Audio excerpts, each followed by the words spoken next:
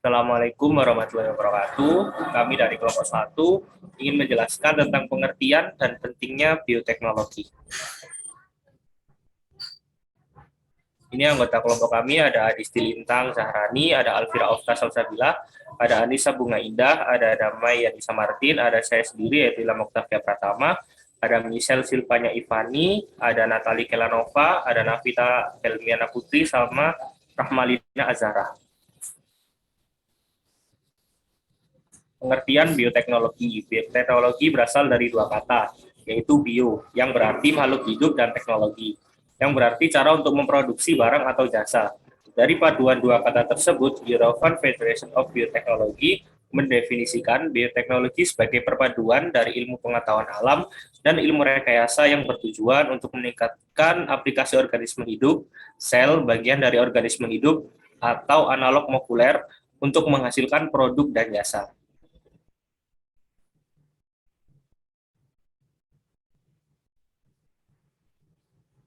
Dalam pengertian populer, bioteknologi dapat diartikan sebagai penerapan teknik-teknik yang sesuai untuk mendayagunakan organisme, yaitu sel, jaringan makhluk hidup, dalam rangka memperoleh hasil yang diinginkan. Bioteknologi dapat dikatakan juga sebagai penggunaan atau pengubahan sel-sel atau senyawa molekul biologi untuk aplikasi khusus.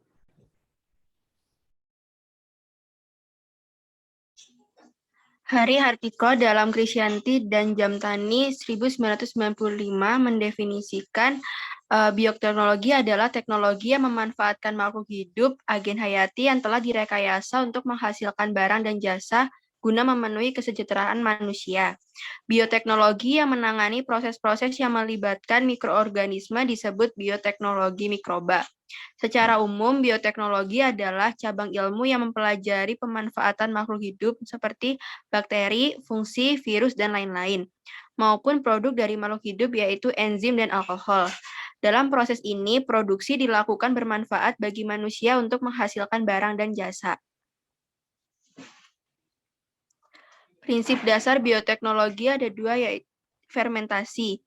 Fermentasi adalah sebuah proses untuk mengubah suatu bahan menjadi bahan lain dengan cara yang sangat sederhana, teknik konvensional dan dibantu oleh mikroorganisme.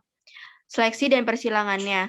Proses ini dilakukan dengan memanipulasi DNA yang dimana terdapat pada mikroba, tanaman atau hewan agar menjadi mikroba.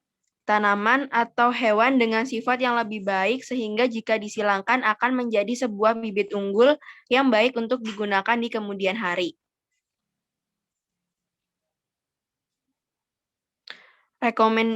Rekombinasi DNA. Proses transfer segmen DNA dan satu organisme ke DNA organisme lain. Analisis DNA. Sebuah proses reaksi rantai polimerase sehingga dapat membuat kopi dan segmen DNA. Kultur jaringan. Proses menumbuhkan atau memperbanyak jaringan hewan dan tanaman dan jaringan atau sel-sel yang ada di dalam laboratorium tanpa mendapat gangguan dan organisme lain.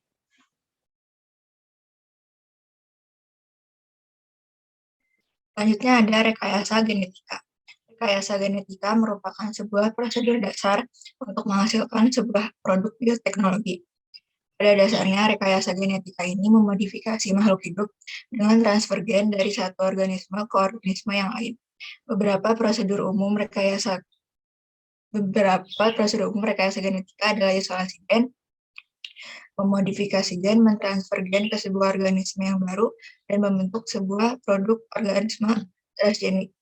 Pada bidang aquaculture sudah banyak yang menggunakan teknologi rekayasa genetika, contohnya ikan salmon, ikan nila, udang, dan lamprey.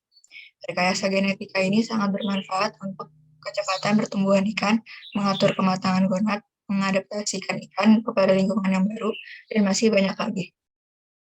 Ikan hias masih sedikit tentang penelitian tentang rekayasa genetika, karena ikan hias berfokus pada penampilan, seperti warna dari ikan hias.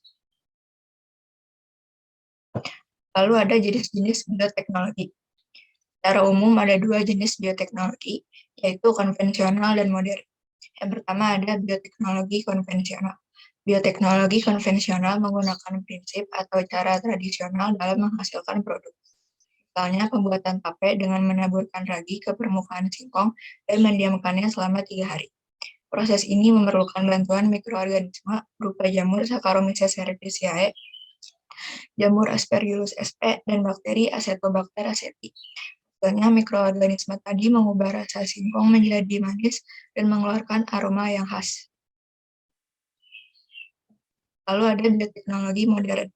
Bioteknologi modern menggunakan teknologi reproduksi atau rekayasa genetika serta alat-alat yang canggih dalam menghasilkan produk di bidang pangan, kesehatan, bahkan pertanian.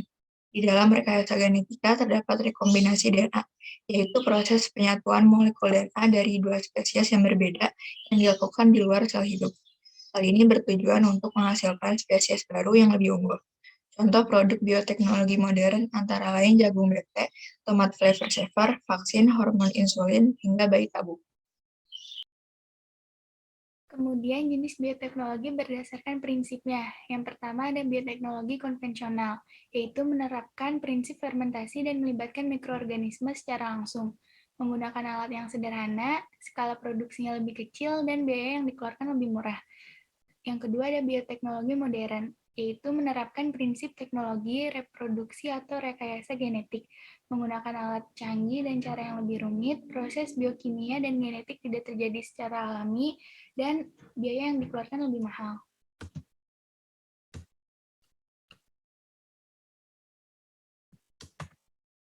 Selanjutnya, bioteknologi bidang peternakan. Para ahli peternakan memanfaatkan bioteknologi peternakan dengan cara penerapan rekayasa genetik, yaitu yang pertama untuk memproduksi obat dan vaksin serta hormon pertumbuhan ternak. Yang kedua, melibatkan hewan dapat tumbuh lebih cepat dan makannya lebih sedikit atau menjadi ternak yang lebih unggul. Selanjutnya ada peran bioteknologi di bidang peternakan. Yang pertama ada transplantasi nukleus atau cloning, yaitu teknologi yang digunakan untuk menghasilkan individu duplikasi atau mirip dengan induknya. Yang kedua ada inseminasi buatan, yaitu teknik ini dikenal dengan nama kawin suntik. Suatu teknik untuk memasukkan sperma yang telah dicairkan dan diproses terlebih dahulu yang berasal dari ternak jantan ke dalam saluran alat kelamin betina dengan menggunakan metode dan alat khusus. Yang ketiga ada transfer embrio, yaitu apabila kawin suntik memfokuskan pada sperma jantan, maka transfer embrio tidak hanya potensi dari jantan saja yang dioptimalkan, melainkan potensi betina berkualitas unggul juga dapat dimanfaatkan secara optimal. Yang terakhir ada rekayasa genetik, yaitu rekayasa genetik atau rekombinan DNA merupakan kumpulan teknik-teknik eksperimental yang memungkinkan peneliti untuk mengisolasi, mengidentifikasi, dan melipat gandakan suatu fragmen dari materi genetika atau DNA dalam bentuk murninya. Next. Selanjutnya ada bioteknologi bidang pangan. Bioteknologi pangan adalah bioteknologi yang digunakan untuk menghasilkan produk makanan dengan memanfaatkan mikroorganisme. Pemanfaatan mikroorganisme ini berbeda-beda, tergantung pada bahan dasar dan hasil akhir yang ingin diperoleh. Manfaat dari penerapan bioteknologi adalah untuk menghasilkan makanan yang bergizi tinggi, menghasilkan produk makanan dan minuman hasil fermentasi, serta menghasilkan produk bahan penyedap. Seiring perkembangan zaman, kebutuhan akan makanan terus meningkat, sehingga perlu diadakannya peningkatan dan perbaikan kuantitas serta kualitas pangan. Bioteknologi ini diharapkan mampu meningkatkan nilai guna dan manfaat dari berbagai jenis bahan pangan untuk memenuhi kebutuhan manusia. Next.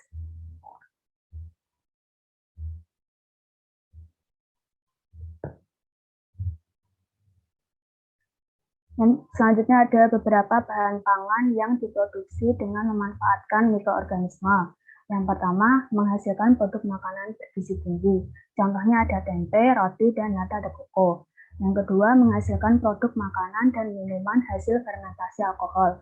Contohnya ada tape, bir, dan wine. Yang ketiga, menghasilkan produk makanan dan minuman hasil fermentasi asam. Contohnya ada yogurt, keju, dan mentega. Dan yang keempat, menghasilkan produk bahan penyedap, contohnya ada tauco, kecap, terasi, dan cuka.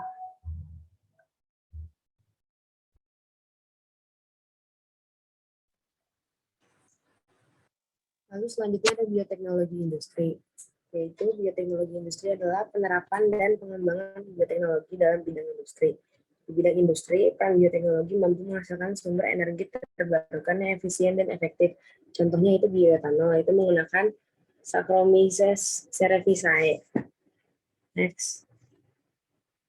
Lalu ada biodiesel, yaitu menggunakan alga, Chlorella vulgar, dan Syndesmus plymorphos dan kampang. Monascus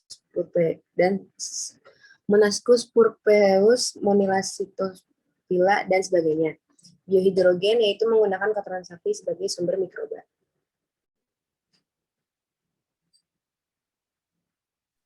Selanjutnya, bioteknologi bidang kesehatan.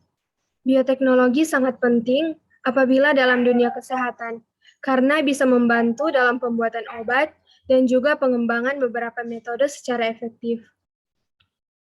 Ada beberapa contoh bioteknologi di bidang kesehatan, yaitu yang pertama pembuatan vaksin.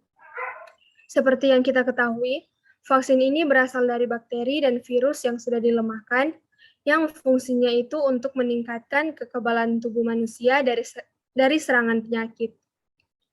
Jika vaksin sudah disuntikan pada tubuh manusia, maka vaksin akan merangsang sistem kekebalan tubuh untuk melawan penyakit. Contohnya vaksin Moderna, Sinovac, dan Pfizer. Ketiga vaksin ini bisa melindungi tubuh kita dari virus corona. Yang kedua, bayi tabung.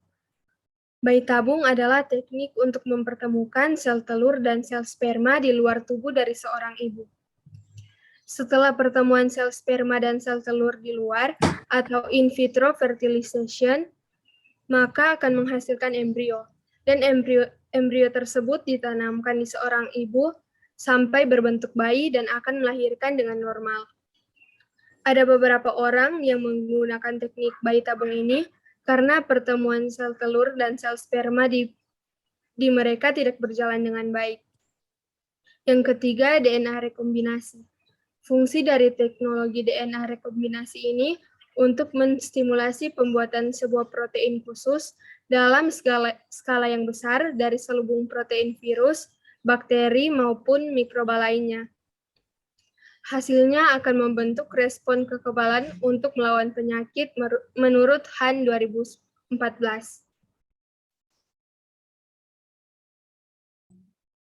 Kemudian ada bioteknologi bidang pertanian.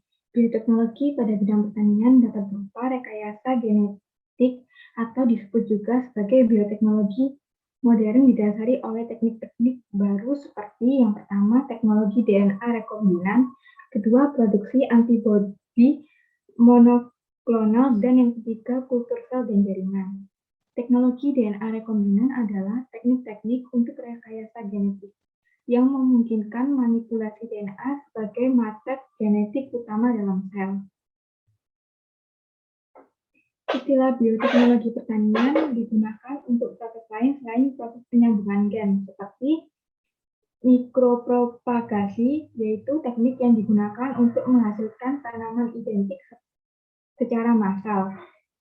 Kemudian ada pupuk hayati, penggunaan cara alami seperti bakteri untuk memupuk tanaman.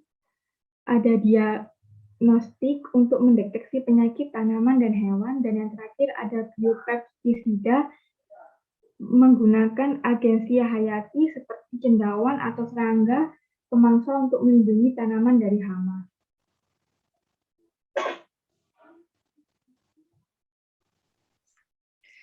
Selanjutnya adalah bioteknologi perikanan. Bioteknologi perikanan adalah bioteknologi yang ditekankan khusus pada bidang perikanan. Penerapan bioteknologi dalam bidang perikanan sangat luas, mulai dari rekayasa media budidaya, ikan, hingga pasca panen hasil perikanan. Manfaat bioteknologi perikanan yaitu satu, meningkatkan tingkat pertumbuhan ikan budidaya, yang kedua adalah meningkatkan nilai gizi pada pakan ikan, yang ketiga meningkatkan kesehatan ikan, yang keempat membantu memperbaiki dan melindungi lingkungan, yang kelima adalah memperluas cakupan jenis ikan, dan yang keenam adalah meningkatkan pengelolaan dan konservasi ketersediaan benih di alam.